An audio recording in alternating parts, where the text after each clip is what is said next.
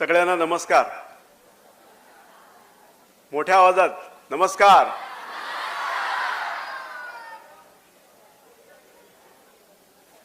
आपल्या सोलापूर महापालिकेच्या वतीने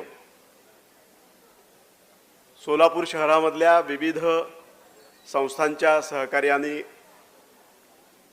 वसुंधरा संमेलनाचं आयोजन या ठिकाणी केलेलं आहे आणि सकाळपासून तुम्ही सगळेजण या आपल्या दिवसभराच्या कार्यक्रमामध्ये सहभागी झालेले आहात. सगळ्यांचं जेवण झालंय का?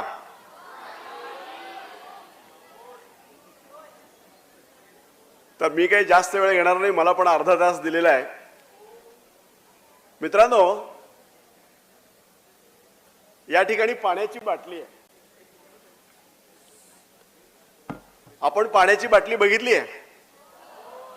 मग ही पाण्याची बाटली कशी आहे? स्टीलची आहे. नाही, पाणी आहे की नाही तुम्हाला कळलं पाहिजे ना. तर मित्रांनो,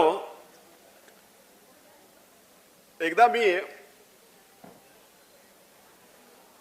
एक बातमी वाचत होतो. ही घटना आहे उत्तर भारतामधली. उत्तर प्रदेशामधलं एक रेल्वेचं स्टेशन होतं.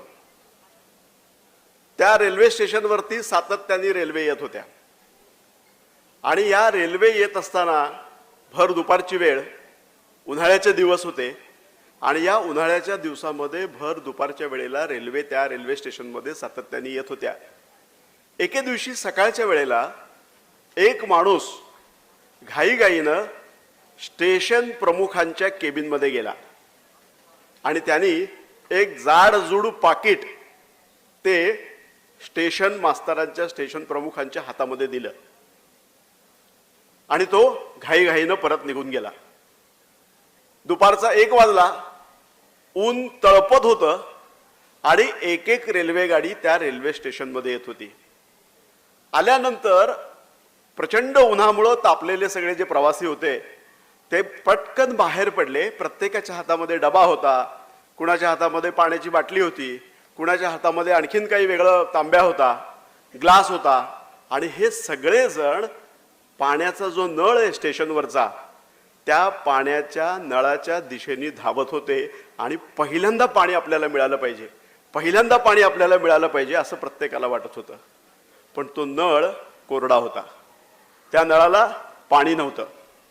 दुसरी रेल्वे आली. दुसऱ्याही रेल्वेमध्ये तशी स्थिती.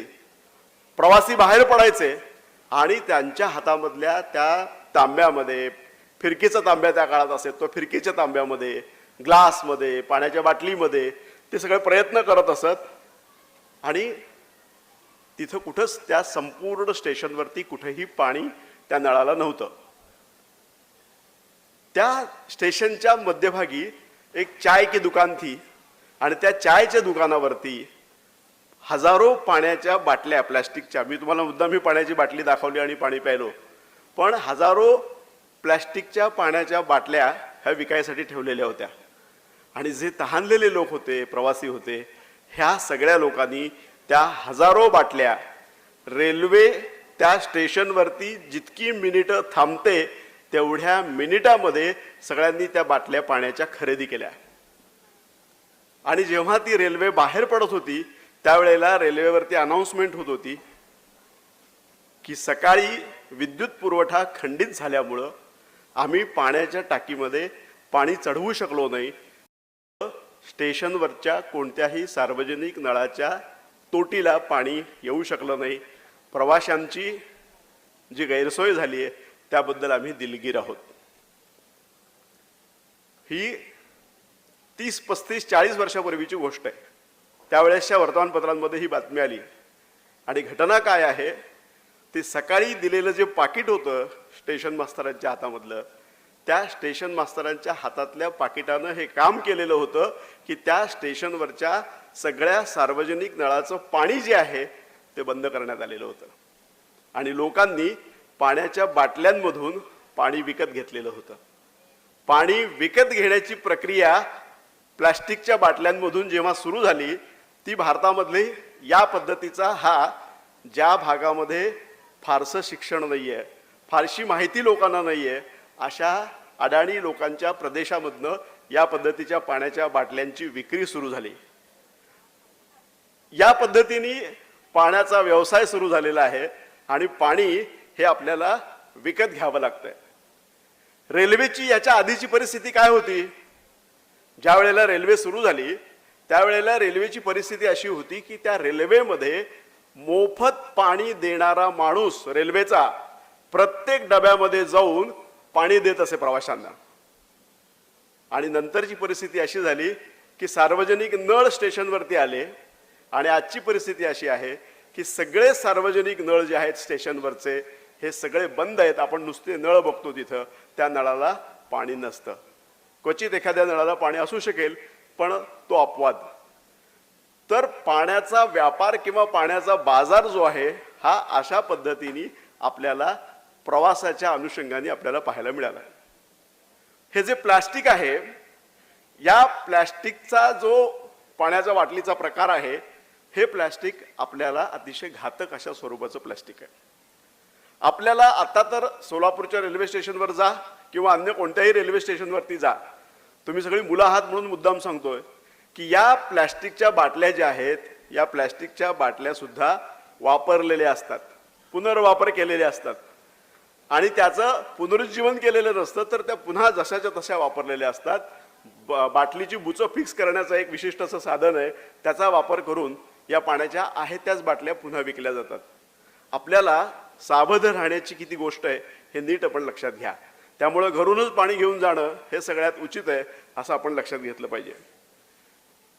युरोपामध्ये, अमेरिकेमध्ये पाण्याच्या बाटल्यांमधून पाणी स्वीकारलं जात नाही. तिथले लोक म्हणतात की आम्हाला तुम्ही पाणी जे आहे हे बाटलीमधनं अजिबात देऊ नका, आम्हाला थेट नळामधून पाणी द्या. तर अशा पद्धतीची मागणी जी आहे ही प्रगत अशा पद्धतीचे जे देश आहेत या देशांमधून झालेली आहे. म्हणजे एकीकडं पाण्याची सुविधा असताना अशा पद्धतीने पाण्याची कृत्रिम टंचाई केली जाते. पण निसर्ग पण कसा आहे बघा. आपलं जगणं जे आहे हे जगणं जे आहे हे निसर्गाच्या लहरीपणावरती अवलंबून आहे. एक शेतकरी होता, त्या शेतकऱ्याला 2 मुली होत्या. त्या दोन्ही मुलींची लग्न झाली. एका मुलीला शेतकऱ्याकडे दिलेलं होतं, म्हणजे तिचं जे काही सासूरवाडी होती किंवा सासर होतं ते शेतकऱ्याचं होतं, आणि दुसऱ्या मुलीला कुंभाराकडे दिलेलं होती. लोककथा आहे ही. तर ती कुंभाराकडे असलेली जी कन्या होती ती असं म्हणायची की पाऊस लवकर पडू नये. म्हणजे काय होईल, आम्ही जे माठ तयार करतो, आम्ही जे डेरे तयार करतो याची विक्री जास्तीत जास्त होईल आणि आम्हाला जास्तीत जास्त पैसे मिळतील. आणि दुसरीकडं जी शेतकऱ्याकडे दिलेली कन्या होती ती मात्र पावसाचा धावा करत होती. म्हणजे घटना एकच, मुली 2 सख्या बहिणी, परंतु प्रत्येकीची मागणी ही अशा पद्धतीची वेगळी असू शकते. त्यामुळे पाऊस हा अतिशय महत्त्वाचा घटक आहे, कारण तो माठ तयार करण्यासाठी सुद्धा पाणी लागतं. म्हणजे माठाची गंमत बघा, पहिल्यांदा चिखल करावा लागतो आणि तो चिखल तुडवल्यानंतर त्या चिखलाचे माठ तयार केले जातात आणि त्या माठामध्ये पाणी ठेवलं जातं. म्हणजे माठ तयार करण्यासाठी पाणी लागतं आणि माठामध्ये सुद्धा तुमच्या आमच्यासाठी पाणी लागतं. अशी ही पाण्याची महती याच्यामधली आहे. पण मित्रहो, आपल्याला पंचमहाभूत माहिती आहेत. पृथ्वी, आप, तेज, वायू, आकाश माहिती ना सगळ्यांना, पंचमहाभूत. तर याच्यामध्ये पाऊस, निसर्ग आणि पर्यावरण यांचा परस्परांशी अतिशय जवळचा अशा पद्धतीचा संबंध आहे. पण पाऊस कशामुळे पडतो? तर खरं सांगायचं झालं तर तुमच्या माझ्या वर्तनामुळेच पडतो पाऊस. म्हणजे आपल्या भारतामध्ये वृक्षांचं आच्छादन भूमीवरती जे आहे, भूमी म्हणजे पृथ्वी, आप म्हणजे पाऊस, पाणी, पृथ्वी, आप, तेज, वायू, आकाश, आकाशातून पडणारं हे जे पाणी आहे, तर हे पाणी आपल्याला जर अधिकाधिक मिळवायचं असेल तर आपल्याला वृक्षांचं आच्छादन जे आहे हे पृथ्वी तलावरती वाढवलं पाहिजे. बरोबर आहे? मग हे वृक्षाचं आच्छादन आपल्या पृथ्वी तलावरती नेमकं किती आहे? आपण जर भारतापुरता विचार केला तर भारतामध्ये 1970 साली 68% जंगल होतं. भारतामध्ये 1970 साली 68% जंगल होतं. मग विकास प्रक्रिया सुरू झाली, कारखाने उभे राहायला लागले आणि शहरांच्या आसपासची गावं जी आहेत त्यांच्या MIDCs व्हायला लागल्या आणि मग त्याच्यामुळं काय झालं, हे जंगल जे आहे ते कमी व्हायला लागलं. आणि आता सर्वसाधारणपणे 28% इतकं जंगल शिल्लक राहिलेलं आहे. आपण जर महाराष्ट्राचा विचार केला तर महाराष्ट्रामध्ये 28% वनक्षेत्र आहे. आपले इथले सगळे वनाधिकारी आणि वनाशी संबंधित असलेले अधिकारी वर्ग इथं बसलेला आहे. सगळ्यांना माहिती आहे की वनाच्छादन जे आहे हे आपल्या महाराष्ट्रातलं कमी कमी होत गेलेलं आहे. आपण अमेरिकेला सर्वात श्रीमंत देश म्हणतो. का बरं म्हणतो? तर अमेरिकेमध्ये दर डोळी म्हणजे एका माणसाप्रमाणे, एका माणसावरती म्हणजे दर डोळी 700 झाडं आहेत. तिथली जी लोकसंख्या आहे त्या लोकसंख्येचा विचार जर केला तर एका माणसावरती 700 झाडं आहेत. चीनमध्ये जर गेलो तर चीनमध्ये एका माणसाला 130 झाडं आहेत. आणि आपल्याकडे जर आपण भारतामध्ये आलो, आपल्या परिसरामध्ये महाराष्ट्रात वगैरे आलो तर आपल्याकडं साधारणपणे एका माणसाला 25 झाडं आहेत. तर आपल्याला किती झाडं लावायला लागणार आहेत बघा. सोलापूरची लोकसंख्या आता आपण 10 लाख अशी गृहीत धरली, ती 15 लाखापर्यंत आहे असं म्हणतात, पण आपण 10 लाख जरी गृहीत धरली आणि 10 लाख गुणिले प्रत्येकाला 150 झाडं असं जर गृहीत धरलं तर 10 लाख गुणिले 150 एवढी झाडं आपल्याला सोलापूर शहरामध्ये लावायची आहेत. मग हे झाडं लावण्याचं काम कोण करणार आहे? तुम्हीच करणार आहात. कारण झाडं जर तुम्ही लावलीत तर त्याची सावली तुम्हालाच मिळणार आहे. आणि झाडं का लावायची आहेत? झाडं का लावायची आहेत? तर झाडं ही आपल्याला पाणी देतात. पाणी टंचाई दूर करण्याचं काम झाडं करतात. म्हणून आपल्या सगळ्यांना झाडं लावली पाहिजेत.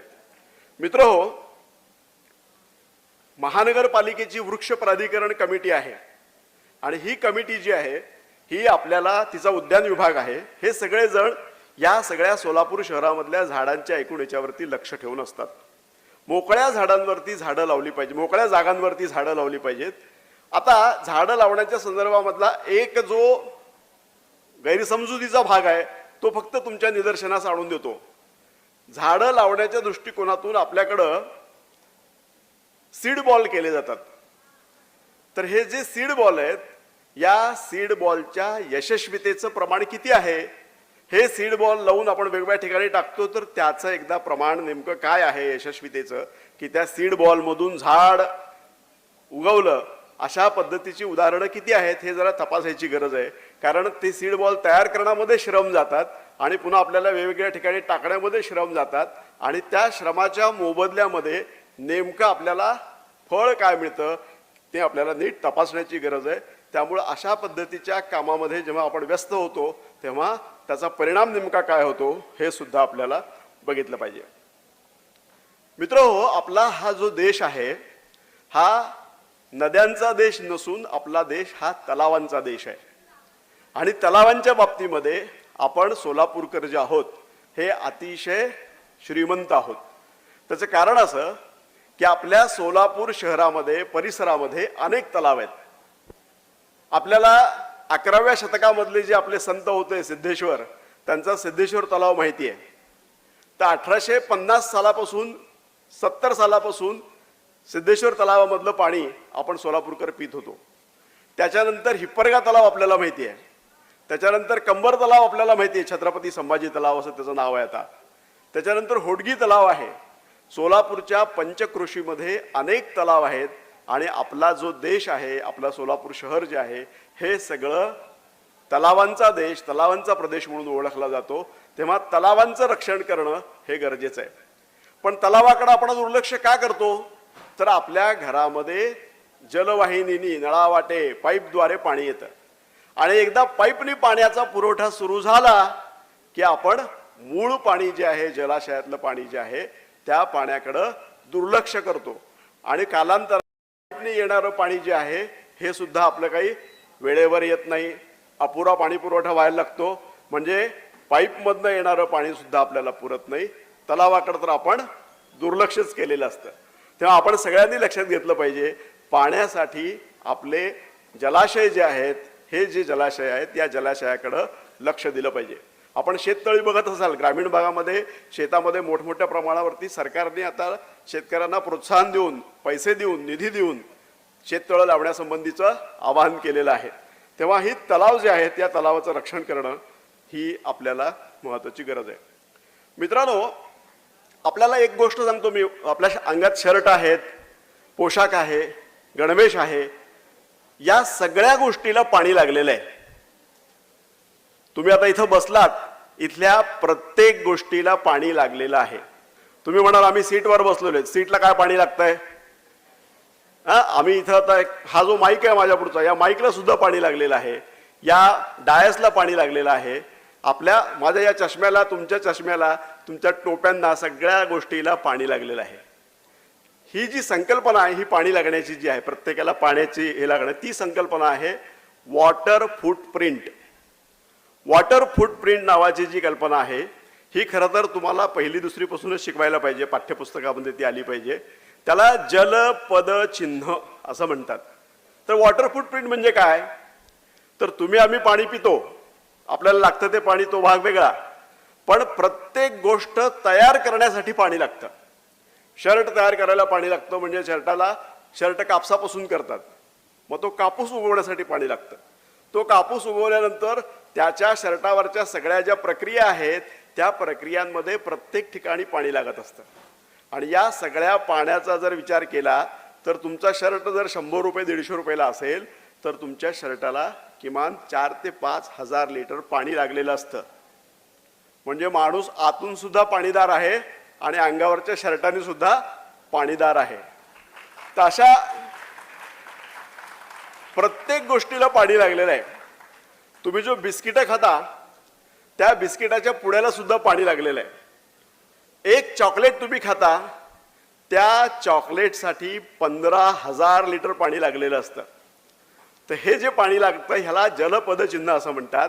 तेव्हा पाण्याचं गांभीर्य लक्षात घेण्याकरता, पाण्याची टंचाई लक्षात घेण्याकरता, पाण्याचा तुटवडा लक्षात घेण्याकरता आपल्याला हे नीट लक्षात घेतलं पाहिजे की प्रत्येक गोष्टीसाठी पाणी लागलेलं असतं आणि ते कसं आणि कोणत्या स्वरूपात लागतं हे आपल्याला पाठ्यपुस्तकातून ज्याबद्दल शिकवलं जाईल त्यावेळेला आपल्याला नेमकेपणाने त्याचा अंदाज येऊ शकतो. तेव्हा वॉटर फूटप्रिंट ही जी संकल्पना आहे, जलपदचिन्ह ही जी संकल्पना आहे, ही आपण नीट लक्षात घेतली पाहिजे. आता कार्बन फूटप्रिंटवरती चर्चा जगभरामध्ये सुरू आहे. वॉटर फूटप्रिंटवरती चर्चा जी आहे ही सोलापूर शहरामध्ये आणि जिल्ह्यामध्ये प्रामुख्याने मोठ्या प्रमाणावरती करणं गरजेचं आहे. आपल्याकडं महानगरपालिकेच्या वतीने जेव्हा एखादं इमारत पूर्ण होते किंवा एखाद्याचं घर बांधून पूर्ण होतं त्यावेळेला त्याला एक वापर परवाना दिला जातो. आता हा जो वापर परवाना दिला जातो ना, तो वापर परवाना देताना एक महत्त्वाचा घटक तपासला जातो. तो म्हणजे त्यांनी रेन वॉटर हार्वेस्टिंग केलेलं आहे किंवा नाही. रेन वॉटर हार्वेस्टिंग म्हणजे काय? तर आपल्या घराच्या छतावरती जो पाऊस पडतो त्या पावसाचं एकत्रीकरण करून आपण त्याचं हार्वेस्टिंग म्हणजे त्याचं हार्वेस्टिंग करणं हा जो मुद्दा आहे तो केलेला आहे का हे तपासलं जातं. कागदोपत्री जेव्हा त्याच्याबद्दलची खात्री पटते तेव्हा त्या इमारतीला वापराचा परवाना दिला जातो. पण गेल्या 2 दिवसामध्ये आपला हा जो पाऊस पडतो आहे हा जर पाऊस सोलापूर शहरामधला बघितला आणि प्रत्येक माणसाला लागणारं पाणी, रोज तुम्ही किती पाणी पिता? 4 लिटर 5 लिटर पाणी तुम्ही पिता असं आपण म्हणतो. तेवढं 5 लिटर पाणी पितो का एकदा तपासायला पाहिजे आपण. तर आपण असं गृहीत धरू की तुम्हाला कपडे धुणे, भांडी, जेवण, स्वयंपाक हे आपल्या कुटुंबातल्या सगळ्यांसाठी 5 माणसाचं एक कुटुंब असं गृहीत धरलं तर प्रत्येक माणसाला किमान 150 लिटर पाणी मिळालं पाहिजे. अमेरिकेमध्ये प्रत्येक माणसाला 750 लिटर पाणी दररोज मिळतं. देश विकसित का असतो, देश प्रगत का असतो, त्याची ही कारणं आहेत की एखादा देश प्रगत आहे असं आपण जेव्हा म्हणतो, एखादा देश डेव्हलप्ड आहे असं जेव्हा आपण म्हणतो तेव्हा त्या पाठीमागं या सगळ्या घटकांचा बारकाईने विचार करायला लागतो. आपल्याला 150 लिटर पाणी जरी रोज मिळालं तरी ते आता सध्या तरी ते मिळणं अवघडच आहे, परंतु तेवढ्या पाण्याची उपलब्धता आपल्याकडे आहे. पण आपलं पाणी जे आहे हे आपण जमवू शकतो की नाही? तर रेन वॉटर हार्वेस्टिंगचा जो मुद्दा आहे, छतावर पडणारं पाणी जे आहे हे आपण अडवलं पाहिजे. एक महत्त्वाचा मुद्दा आता महापालिकेने पण लक्षात घेतला पाहिजे आणि सगळ्याच ह्याच्यानी लक्षात घेतला पाहिजे. चेन्नईमध्ये सिमेंट कॉन्क्रीटचे रस्ते आहेत, आपल्या इकडं पण सिमेंट कॉन्क्रीटचे रस्ते होत आहेत. चेन्नईमधल्या पाणी टंचाईवरती मात करण्यासाठी त्या पाण्याचं हार्वेस्टिंग होण्याच्या दृष्टिकोनातून चेन्नईमध्ये अशा पद्धतीचं एक टेक्निक आणलेलं आहे की या सिमेंट कॉन्क्रीटच्या रस्त्यावरतून पाणी जेव्हा वाहायला लागतं ते आपोआप खाली झिरपू शकतं. अशा पद्धतीचं एक तंत्र चेन्नईच्या काही भागामध्ये विकसित करण्यात आलेलं आहे आणि चेन्नईमध्ये मध्यंतरी जे पूर आलेले होते ते या पद्धतीच्या तंत्राचा अतिरेक झाल्यामुळे सुद्धा आलेले आहेत. तेव्हा आपण जेव्हा सोलापूर शहरामधले रस्त्याचं काम बघतो तेव्हा सिमेंट कॉन्क्रीटच्या याच्यामध्ये पाणी आतमध्ये झिरपू शकेल अशा पद्धतीचं जे तंत्र विकसित झालेलं आहे त्याचाही नीट विचार केला गेला पाहिजे. आणि रस्त्याची कामं करत असताना विशेषतः सिमेंट कॉन्क्रीटची रस्त्याची कामं जेव्हा होतात तेव्हा त्याच्यामध्ये पाणी झिरपण्याची प्रक्रिया करणारं जे तंत्र आहे त्या तंत्राचा आपण विचार केला गेला पाहिजे. आपल्याला जेव्हा पाण्याची गरज आहे असं आपण म्हणतो तेव्हा ती गरज ही शोधाची जननी आहे. तुम्ही शाळेमध्ये शिकलेलं असाल, ते सुभाषित त्याच्यावरती आपलं वाक्य लिहिलेलं असतं. पण नाशिक जवळ ही मी गोष्ट सांगतो तुम्हाला, साधारणपणे 90-91ची गोष्ट आहे. नाशिक जवळ 90-91 साली सिन्नर हे जे हा जो तालुका आहे त्या सिन्नरच्या परिसरामध्ये मोठ्या प्रमाणावरती MIDCची कामं सुरू होती. MIDC म्हणजे औद्योगिक कारखाने सगळे तिथं विकसित होत होते आणि त्या परिसरामधल्या गावांमधले शेतकरी जे होते त्यांची मुलं जी होती ही सगळी कामगार म्हणून त्या MIDC मध्ये कामाला जात होती. लक्ष द्या, मोठी इंटरेस्टिंग गोष्ट आहे. तर ही जी सगळी मुलं आहेत, तरुण मुलं, ही आपल्या शेतामध्ये काही पिकत नाही म्हणून त्या MIDC मध्ये कामाला जात होती. मी तेव्हा ते पाहायला त्या ठिकाणी जेव्हा गेलेलो होतो, तिथल्या लोकांशी जेव्हा मी बोललो तेव्हा त्या परिसरामधलं लोणारवाडी हे जे गाव आहे या गावानी महाराष्ट्राच्याच नव्हे तर भारताच्या इतिहासामध्ये स्वतःचं नाव सुवर्णाक्षरांनी लिहिलेलं आहे. ते कसं, ती एक सक्सेस स्टोरी आहे. तर या लोणारवाडीचं अंतर आणि सिन्नरचं अंतर जे आहे ते साधारणपणे 8 ते 10 किलोमीटरचं आहे. तुम्ही सगळेजण जर तिकडल्या भागात गेलात तर लोणारवाडीला अवश्य जाऊन या. तर या लोणारवाडीमधले काही तरुण शेतकरी मुलं जी होती ही तरुण सगळे त्या MIDC मध्ये सिन्नरच्या कामाला जात होती आणि काम झाल्यानंतर सुट्टीच्या दिवशी जेव्हा शेतात येत होती तेव्हा शेतामध्ये असायची. दोघा तिघांनी एके दिवशी काय केलं की आपल्या शेताच्या बांधावरून एक पाट जातो आहे असं त्यांच्या लक्षात आलं. तो शेजारच्या मित्राला म्हणाला, अरे माझ्या शेताच्या बांधावरून एक पाट जातोय, तुझ्या शेतात आहे का तसं? त्याने म्हटलं, अरे माझ्या पण शेतात आहे. प्रत्येकाने आपापल्या बांधावरती पाहिलं तेव्हा त्यांच्या लक्षात असं आलं की प्रत्येकाच्या बांधावरून एक पाट जातोय. पाट जातोय म्हणजे पाणी वाहून नेण्याच्या प्रक्रिया करणारा एक पाट अशा पद्धतीचा जो असतो तो जातोय असं प्रत्येकाच्या लक्षात आलं. मग सुनील पोटे नावाचा तिथला एक तरुण जो होता, जो सिन्नरच्या MIDC मध्ये काम करत होता, त्यांनी नोकरी सोडली आणि तो या पाटाचा शोध घ्यायला लागला. हा पाट नेमका कुठेपर्यंत जातोय? तरी आपल्या शेतापासून त्या पाटाचा शोध घ्यायला सुरुवात केली. तेव्हा दाट झाडीने वाढलेली अशा पद्धतीची एक रांग होती, त्याच्यापर्यंत हा पाट जातो असं त्याच्या लक्षात आलं. त्यांनी दुसऱ्याला विचारलं, तुझ्या शेतात काय होतंय? त्यांनी शोध घेतला तेव्हा तोही त्याच अशा दाट झाडी वाढत जाते त्या रांगेमध्ये तो पाट जातो असं त्याच्या लक्षात आलं. सगळ्यांनी जेव्हा शोध घेतला तेव्हा त्याच्या लक्षात असं आलं की ही जी वाढलेली झाडी आहे या झाडीच्याच ह्याच्यामध्ये हे सगळे पाट जात आहेत. मग हे नेमकं काय आहे? हा सुनील पोटे मोठा हुशार होता. तो गेला नाशिकला. त्यांनी नाशिकचं गॅझेट काढलं आणि त्या गॅझेटमध्ये त्यांनी सगळा अभ्यास करायला सुरुवात केली. सिन्नर काढलं, सिन्नरपासून लोणारवाडी वगैरे परिसर बघितला आणि मग त्याच्या लक्षात असं आलं की त्या लोणारवाडीच्या परिसरात असलेल्या डोंगर रांगामध्ये एक देव नावाची नदी वाहत होती. ती नदी बुजलेली होती आणि ती नदी आहे ब्रिटिशांच्या काळामध्ये होती. त्यावेळेला ब्रिटिशांनी त्या नदीमधून थेट शेतकऱ्यांच्या शेतामध्ये पाट काढून पाणी दिलेलं होतं. ग्रॅव्हिटीने म्हणजे गुरुत्वाकर्षणाने हे पाणी त्यांच्या शेतामध्ये जात होतं. हा शोध जेव्हा त्या सुनील पोटेंनी घेतला तेव्हा त्यांनी तिथल्या सगळ्या तरुणांना आवाहन केलं आणि 5 वर्ष सातत्याने ती नदी सगळी त्यांनी शोधून काढली.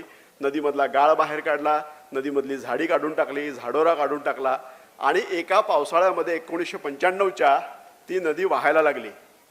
ती नदी जशी वाहायला लागली तसं प्रत्येकाच्या शेतामध्ये पाणी यायला लागलं. 95-96 साली या सगळ्यांनी आपल्या सिन्नरमधल्या MIDCतल्या नोकऱ्या सोडून दिल्या आणि ही सगळी जी मुलं होती, ही 26 किलोमीटरची जी नदी आहे देव नदी, त्या देव नदीचं सगळं पात्र जे आहे ते त्यांनी व्यवस्थितपणे सरळ करून घेतलं. त्याच्यामधले पाट जे आहेत ते सरळ करून घेतले आणि प्रत्येकाने आपल्या पाण्याची व्यवस्था केली. पण पाण्याची व्यवस्था केल्यानंतर काम झालं का? तर अजिबात नाही. पिकं घ्यायला पाहिजेत. मग पिकं घ्यायची असतील तर कोणती पिकं घेतली पाहिजेत? सुनील पोटेंनी असं सांगितलं की प्रत्येकाने एकच पीक घ्यायचं नाही, प्रत्येकाने वेगवेगळा भाजीपाला घ्यायचा, कुणी फळबागा लावा. प्रत्येकाने वेगवेगळ्या पद्धतीची पिकं घ्यायला सुरुवात केली आणि त्या पिकांचा भाजीपाला जो आहे तो नाशिकच्या मार्केटमध्ये जायला लागला. नंतर पाण्याचं प्रमाण वाढले असं लक्षात आल्यानंतर पिकं वाढली, धान्य वाढलं आणि 4-2 वर्षामध्ये मुंबईच्या मॉलमध्ये यांचं सगळं धान्य जायला लागलं विक्रीला. त्यांना पैसे मिळायला लागले. ते मिळायला लागल्यानंतर त्यांनी असा विचार केला की आपण हे सगळं वाहन करून घेऊन जायचं कुठं? रात्रीतून मुंबईला. त्यापेक्षा आपणच जर मॉल सुरू केला तर. म्हणून त्यांनी आपल्या लोणारवाडीच्या परिसरामध्ये धान्याचा आणि शेतामधल्या सगळ्या बाकीच्या गोष्टींचा एक मोठा मॉल तयार केला. आज नाशिकपासून परिसरामधले सगळे जे लोक आहेत हे त्या ठिकाणी त्यांच्या मॉलमधनं धान्य खरेदीला येतात. पण मित्रांनो, ही गोष्ट इथंच थांबली नाही. सगळे शेतकरी श्रीमंत झाले गेल्या 20 वर्षामध्ये, 25 वर्षामध्ये. मेहनतीवरती विचार करून त्यांनी त्यांची गरज लक्षात घेतली, शोध घेतला आणि त्या शोधामधून त्यांनी या पद्धतीचा एक उपक्रम राबवला. पण आज लोणारवाडीमध्ये या सुनील पोटेंनी युवा मित्र नावाची संघटना स्थापन केली 25 वर्षापूर्वी आणि त्याच्या संस्थेच्या मदतीने आपल्या लोणारवाडीच्या परिसरामध्ये कोणकोणती झाडं आहेत, कोणत्या वनस्पती आहेत, जैवविविधता कोणती आहे याचा शोध घ्यायला सुरुवात केली. आणि त्याचं एक लेजर, त्याचं एक दफ्तर त्यांनी तयार केलं आणि लोणारवाडीच्या परिसरामध्ये, सिन्नरच्या परिसरामध्ये 26 किलोमीटर वाहणाऱ्या देव नदीच्या दोन्ही किनाऱ्यांवरती कोणती जैवविविधता आहे त्याच्या नोंदी त्यांच्याकडे आहेत. केवळ जैवविविधतेपुरतं ते मर्यादित नाही राहिले. त्यांच्याकडची लोकगीतं कोणती आहेत, त्यांच्याकडच्या म्हणी कोणत्या आहेत, कोणकोणते वेगळे शब्द वापरले जातात, या सगळ्याच्या नोंदी त्यांनी त्याच्यामध्ये ठेवलेल्या आहेत. तुम्हाला जर हे पाहायचं असेल तर युवा मित्र सुनील पोटे आणि लोणारवाडी असं जर तुम्ही गुगलवरती मारलं तर ही सगळी माहिती तुम्हाला आता उपलब्ध होऊ शकते, कारण त्यांनी त्यांची वेबसाईट सुद्धा सुरू केलेली आहे. तर हा गेल्या 25-30 वर्षामध्ये स्वतःच्या बुद्धीने विचार करून केलेला जो प्रगतीचा भाग आहे हा आपण सोलापूरकर करू शकणार आहे की नाही? आपण सगळ्यांनी सुद्धा आपल्या सोलापूरचा विकास जर करायचा असेल तर तो केवळ कुटुंबाच्या आर्थिक परिस्थितीचा विचार करून चालणार नाही, तर आपल्याला प्रत्येकाला दर डोळी किमान 150 झाडं तरी लावली पाहिजेत. बरोबर आहे? प्रत्येकाला किमान 150 लिटर पाणी तरी मिळालं पाहिजे. आता हे पाण्याची व्यवस्था जी आपली महापालिकेची जी आहे किंवा एकूणच उजनी धरणातली पाण्याची जी व्यवस्था आहे त्याच्यावरती एक मोठं संकट येऊ घातलेलं आहे. मी हे संकट काय आहे ते तुम्हाला सांगतो. त्याच्या आधी अशाच पद्धतीच्या संकटावरती इंग्लंडमधल्या म्हणजे लंडनवरच्या लोकांनी कसा मार्ग काढलेला आहे तो आपण बघू. लंडनमध्ये 1850 साली थेम्स नावाची त्यांची जी लंडनच्या शहरामधनं वाहणारी नदी आहे त्या नदीमध्ये संपूर्ण अशा पद्धतीचा मैला होता. मैला म्हणजे काय? सकाळी आपण 200 ग्रॅम 250 ग्रॅम जे काही टाकतो आपण ह्याच्यामध्ये शौचालयामध्ये तो सगळा मैला होता. आणि उन्हाळ्याचे दिवस होते. त्या नदीच्या काठी तुम्हाला माहिती असेल, तुम्ही माहिती घ्या, लंडनच्या थेम्स नदीच्या किनाऱ्यावरतीच त्यांचं संसद भवन आहे आणि त्यांची जी राणी आणि राजा जो आहे त्यांचा महाल सुद्धा थेम्स नदीच्या काठावरतीच आहे. या इंग्लिश लोकांना संध्याकाळी सकाळी फिरायला जायची सवय असते.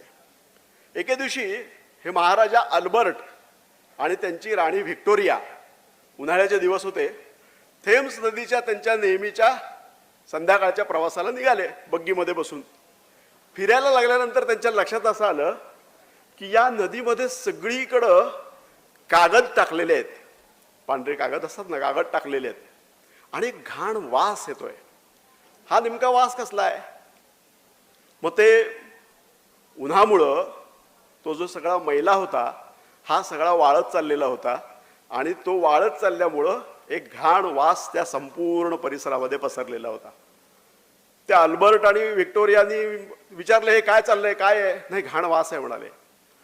ताबडतोब परत महालात जाऊ म्हणाले. परत मग हे परत महालामध्ये चालले. जाता जाता अल्बर्टने विचारले की ते कागद काय टाकलेत? सगळे अधिकारी जे होते ते शहरामधले महापालिकेचे तिथल्या, त्यावेळी महापालिका नसेल पण तिथली आस्थापना जी होती त्या आस्थापनाचे अधिकारी हुशार होते. त्यांनी तातडीने सांगितलं की या नदीमध्ये कुणीही आपला मैला टाकू नये असं आवाहन केलेले कागद आहेत ते.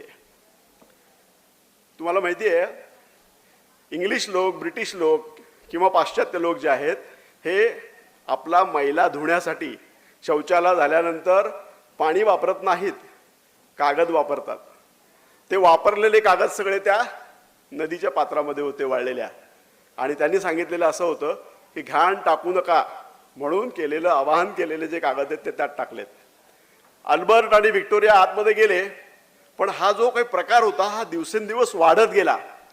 द ग्रेट स्टिंक या नावाने इंग्लंडच्या इतिहासामध्ये ही गोष्ट नोंदवून ठेवण्यात आलेली आहे की तुम्ही नदीच्या काठाने प्रवास करायला लागलात तरी सुद्धा तुम्हाला घाण वास येईल, कारण दोन्ही बाजूनी गटारी आणून सोडलेल्या आहेत. घाण आणून सोडलेली आहे म्हणजे काय, तर गटारी नव्हत्याच तेव्हा. वाहत वाहत मैला यायचा. लोक काय करायचे, घरातलं काम झालं शौचालयातलं की पाणी टाकायचं जेवढं असेल ते रस्त्यावरती यायचं.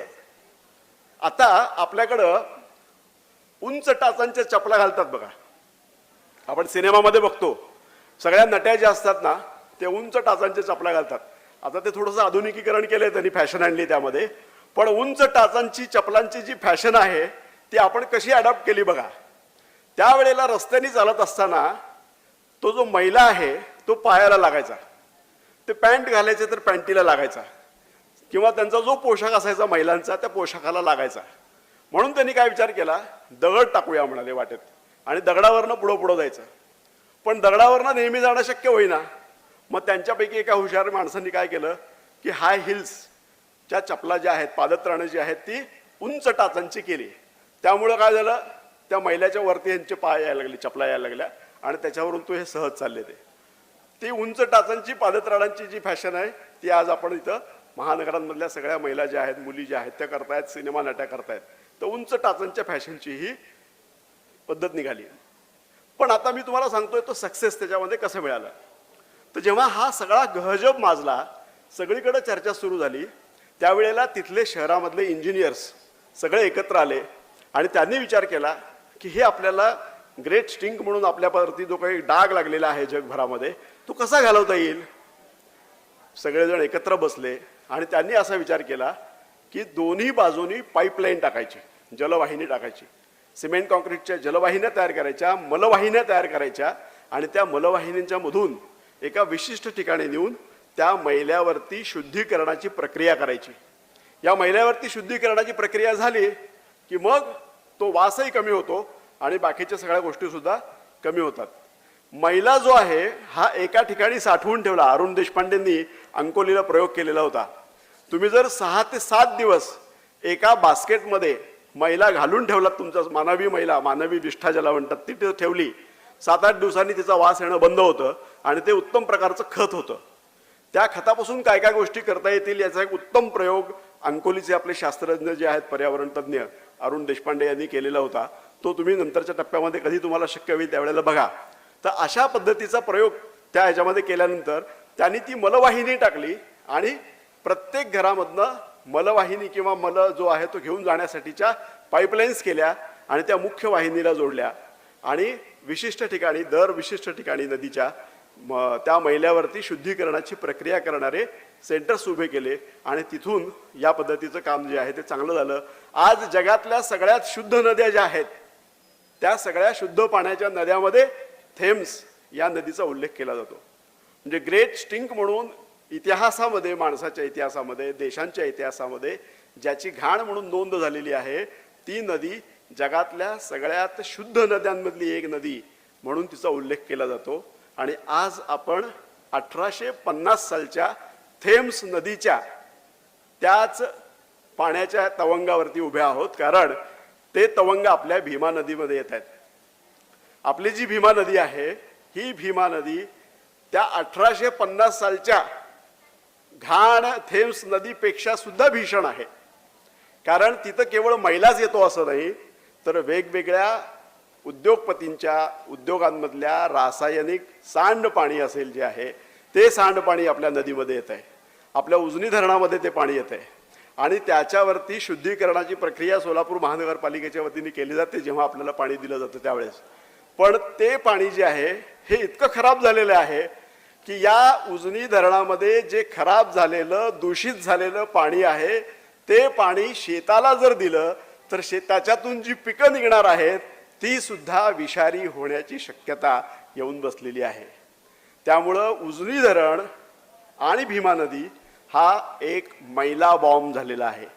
आता मैला बॉम्ब कसा आहे तर पुणे आणि पिंपरी चिंचवड या 2 महानगरपालिकांच्या वतीनं मैल्यावरती शुद्धीकरणाची प्रक्रिया करायला पाहिजे. ती केली जात नाही कारण त्यांच्या आवाक्याच्या बाहेरची गोष्ट आहे, खर्चही मोठा आहे. जायका नावाचा एक प्रोजेक्ट जो आहे तो पुणे महानगरपालिकेला 10 वर्षापूर्वी मिळाला आहे. आत्ता त्याचं काम करण्याच्या पद्धतीची कामं सुरू झालेली आहेत. तर हा जो मैला आहे हा सगळा वाहत इंद्रायणी, पवना, घोड या वरच्या सगळ्या ज्या नद्या आहेत या नद्यांमधून वाहत त्या प्रत्येकाचा भीमा नदीशी संगम होतो. अप्पर भीमा म्हणजे उजनी धरणाच्या वरच्या बाजूला म्हणजे पुणे जिल्ह्यामध्ये या सगळ्या नद्या ज्या आहेत ही घाण घेऊन आपल्या भीमा नदीमध्ये येतात. भीमा नदी वाहत उजनी धरणामध्ये येते आणि उजनी धरणातलं पाणी पुन्हा आपण प्यायलाही वापरतो. टाकळीपर्यंत आपल्याला नदीच्या प्रवाहामधनं पण येतं आणि आपल्याला आता वेगवेगळ्या त्या यशवंत जलाशय वाहिनीमधनं पण मिळतं. तेव्हा एका अत्यंत गंभीर अशा परिस्थितीमध्ये सोलापूरकर आहेत, सोलापूर जिल्ह्यातले लोक आहेत. उजनी धरणातलं पाणी शुद्धीकरण करून प्या नाहीतर तसंच प्या, ती परिस्थिती जी आहे ही आरोग्याला हानिकारक आहे. तेव्हा हे जर दूर करायचं असेल तर आपल्या सगळ्यांना जागरूक राहण्याची गरज आहे. पुणे आणि पिंपरी चिंचवड भागामध्ये केला जाणारा कल्प्रिट त्यांना आपण म्हणता येणार नाही, त्यांना आरोपी म्हणता येणार नाही, कारण तिथं व्यवस्था त्या लोकांनी तरी काय करायचं आहे, तिथल्या सिस्टीमनी ती गोष्ट करण्याची गरज आहे. ते लोक करत नाहीत. मग आपल्याला जागरूक होऊन आवाज उठवण्याची गरज आहे. शुद्ध पाणी पिणं हा आपला प्रत्येकाचा हक्क आहे, अधिकार आहे. पण आपण सगळेजण अशुद्ध पाणी पितो आहोत. आरोग्य जे आहे ते आपल्या सगळ्यांचं बिघडलेलं आहे आणि ही गोष्ट जोपर्यंत बॉम्बचा स्फोट होत नाही, स्फोट ज्या वेळेला होईल त्यावेळेला परिस्थिती हाताबाहेर गेलेली असेल, तेव्हा आजच मी आपल्या सगळ्या मुलांना आवाहन करतो की आपल्याकडे येणारं पाणी जे आहे ते शुद्ध आलं पाहिजे, शुद्ध असलं पाहिजे. त्या शुद्धतेचे पॅरामीटर्स आपण तपासले पाहिजेत आणि ते तपासण्याची प्रक्रिया नेमकी काय आहे हे सुद्धा लक्षात घेतलं पाहिजे. घरामध्ये पाणी शुद्ध करणारं यंत्र आणून बसवलं म्हणजे पाणी शुद्ध मिळेलच असं नाही, त्याच्यात सुद्धा बऱ्याच गोष्टी गडबडी आहेत. सांगायचा मुद्दा एवढा आहे की शुद्ध पाणी मिळवण्यासाठी प्रत्येकानं जागरूक राहिलं पाहिजे आणि ही जागरूकता या वसुंधरा संमेलनाच्या निमित्ताने जर आपल्याला सगळ्यांपर्यंत पोहोचवता आली तर आपण सगळ्यांनी किमान तुमच्या कानावरून तरी ही गोष्ट गेली आहे की आपण जे पाणी पितो आहोत ते घाण पाणी आहे.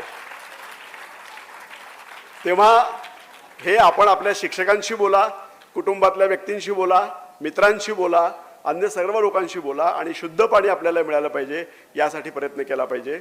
महापालिकेचे अधिकारी या ठिकाणी आहेत, यांना पण विनंती मी करतो की आपल्या शुद्ध पाण्याचे पॅरामीटर्स जे आहेत ते आपण सगळ्यांनी तपासले पाहिजेत आणि शुद्ध पाणी प्रत्येकाला मिळालं पाहिजे अशा पद्धतीचं आवाहन सगळ्यांना करतो. सगळ्यांनी ते तपासलं पाहिजे असंही आवाहन करतो आणि मी माझं बोलणं थांबवतो. धन्यवाद.